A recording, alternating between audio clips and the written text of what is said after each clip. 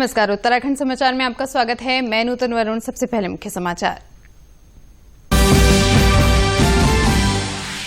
मुख्यमंत्री त्रिवेंद्र सिंह रावत ने कहा, त्योहारी सीजन पर कोरोना संक्रमण रोकने की चुनौती बढ़ी। कोरोना को लेकर सावधान रहें लोग, मास्क लगाने और 2 गज दूरी को बताया जरूरी।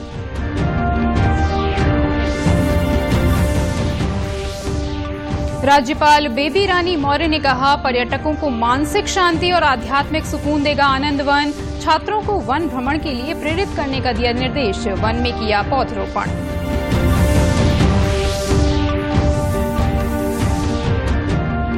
देश भर में आज से शारदीय नवरात्र की शुरुआत। अल्मोड़ा और हरिद्वार में मंदिरों में भक्तों की भीड़ बढ़ी। पहले दिन हुई मां शैलपुत्री की पूजा अर्चना।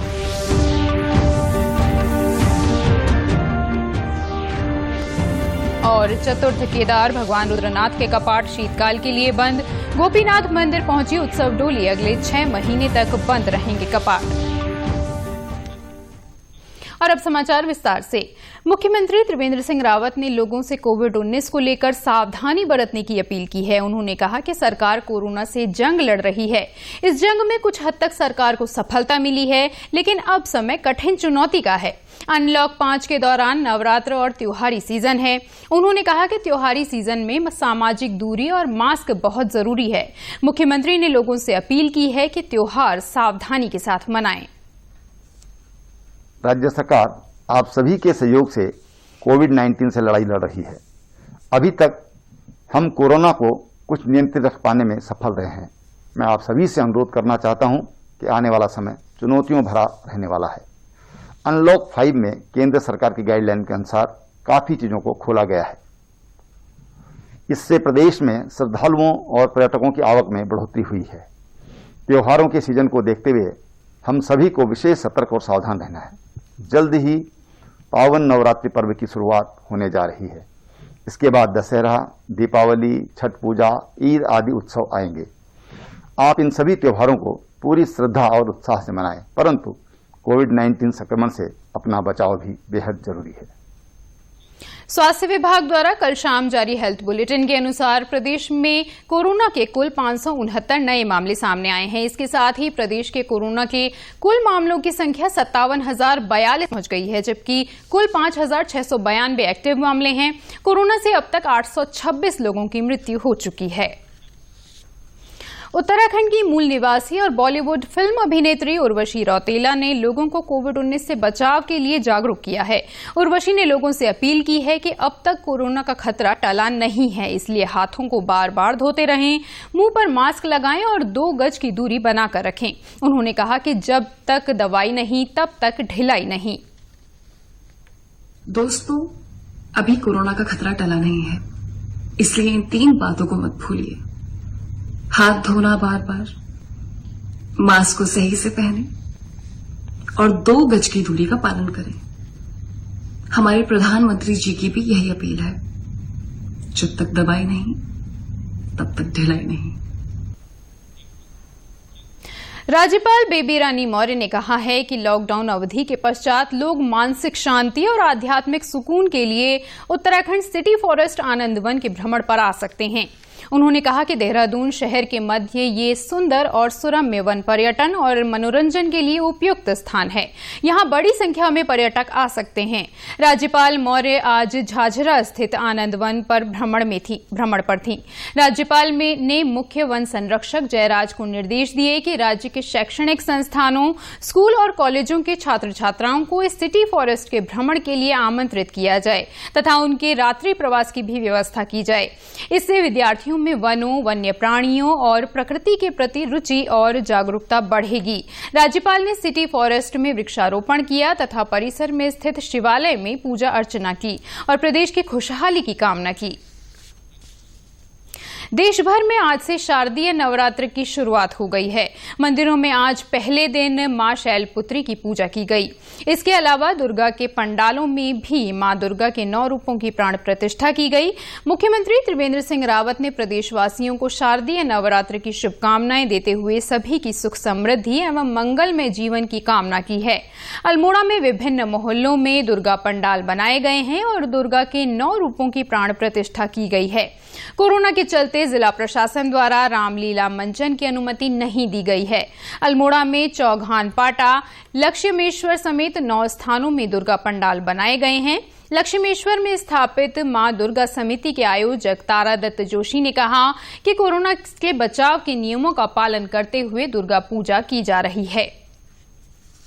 यहाँ पर लक्ष्मेश्वर महादेव शिव मंदिर में शारदीय नवरात्रि का शुभारंभ किया जा रहा है आज, और इसमें कोरोना काल को देखते हुए यहाँ पर जो है ज़्यादा भक्तों का आना जाने का थोड़ा वो है, प्रतिबंधित तो नहीं है, यह है कि कम है, उसमें जो है सोशल डिस्टेंसिंग का ध्यान रखते हुए पालना करेंगे।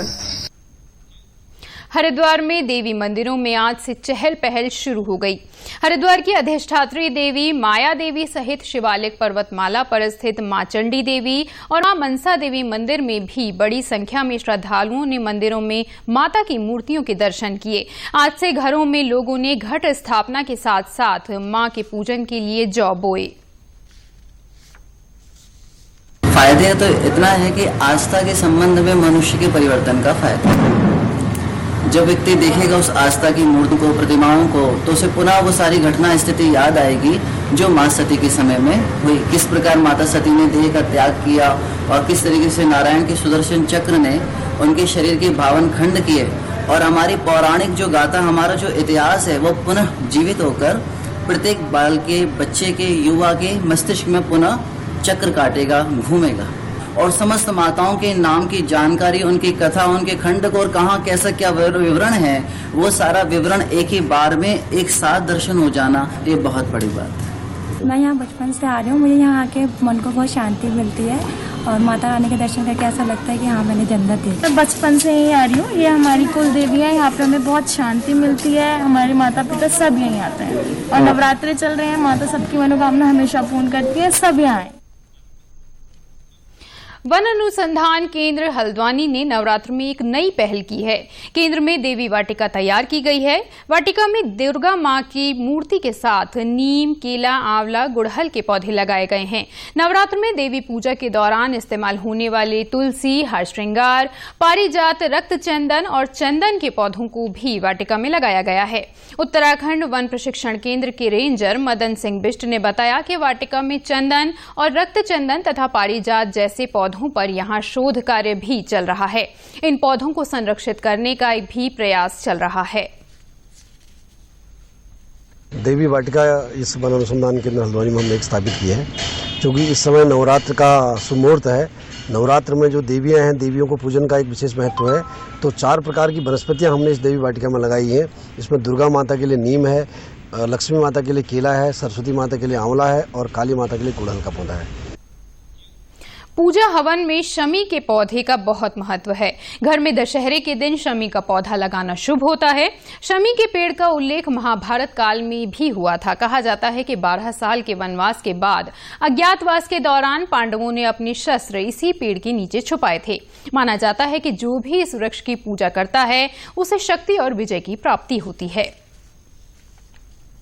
इस नवरात्र में जो व्रतधारी लोग हैं, जो व्रत रखते हैं, वो साथ ही साथ अगर इन वनस्पतियों को भी इनकी पूजा करते हैं या इनको रोपित करते हैं तो उनका जो लाभ है वो दुना हो सकता है। नई टिहरी में आज दीनदयाल उपाध्याय सहकारिता किसान कल्याण मेले में जिला सहकारी बैंक ने 116 किसानों को बिना ब्याज का 28 लाख रुपए का ऋण बांटा। किसानों को यह ऋण ग्रामीण काश्तकार और प्रवासी युवा आजीविका संवर्धन के तहत पशुपालन, कृषि, उद्यानीकरण और सब्जी उत्पादन के लिए दिया गया। ये किसान चंबा, बादशाही थौल, नरेंद्र नगर, घनसाली, चमियाला जिला सहकारी बैंक से जुड़े साधन सहकारी समितियों से जुड़े हुए हैं। सहकारी बैंक ने जिले भर में 2 करोड़ से अधिक का ऋण बांटा है। जिला सहकारी बैंक के अध्यक्ष सुभाष रमोला ने कहा कि ये ऋण तब तक बिना ब्याज का है जब तक काश्तकार इसकी हर माह की किश्त जमा करेंगे। किश्त टूटने पर बैंक ब्याज लेना शुरू करेगा।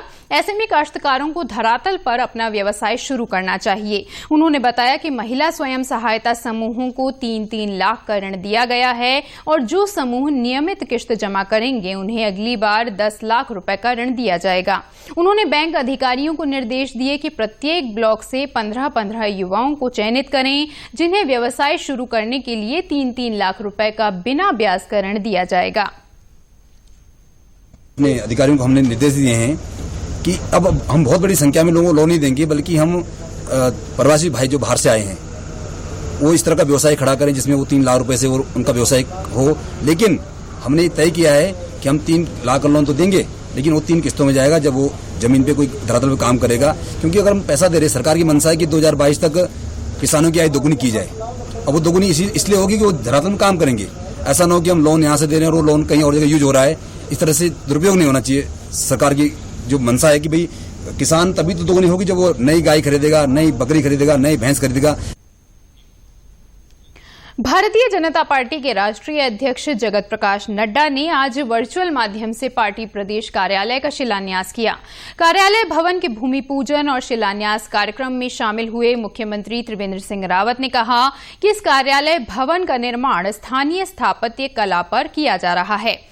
उन्होंने कहा कि राज्य में भवन निर्माण की स्थानीय शैली समाप्त होने की कगार पर है। इसे बचाने के लिए राज्य सरकार ने आवास नीति में प्रावधान किया है। इसके तहत उत्तराखंड की भवन निर्माण शैली से राज्य में कोई भवन निर्माण करता है तो उनको वर्टिकल 1 फ्लोर और बनाने की अनुमति प्रदान की जाएगी। इससे महानगरों में भूमि की समस्या को कम करने में सुविधा होगी और उत्तराखंड की अपनी पहचान भी बनेगी। इसके अलावा स्थानीय शैली में भवन बनाने से लाखों लोग जो इस क्षेत्र में कार्य करने में पारंगत हैं, उनकी आय में इजाफा होगा। मुख्यमंत्री ने कहा कि भाजपा का प्रदेश कार्यालय बनने के बाद कार्यकर्ताओं को एक भव्य और अच्छा कार्यालय मिल जाएगा।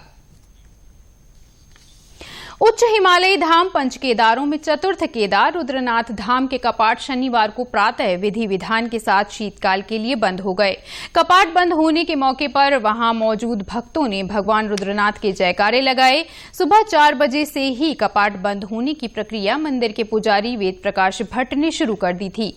6:30 बजे मंदिर के कपाट शीतकाल के लिए बंद कर दिए गए हैं। और कार्तिक की संक्रांति भगवान रुद्रनाथ जी की जो है पंचकेदारी में जो है आज चौथे केदार श्री रुद्रनाथ जी के जो है कपाट बंद हुए हैं ब्रह्म मुहूर्त में। और शाम तक करीबन जो है 4 साढ़े 4 बजे तक भगवान जी जो है यहाँ गोपीनाथ जी में पहुँचेंगे और 6 महीने जो है भगवान जी की शीतकालीन पूजा यही गोपीनाथ जी में होगी।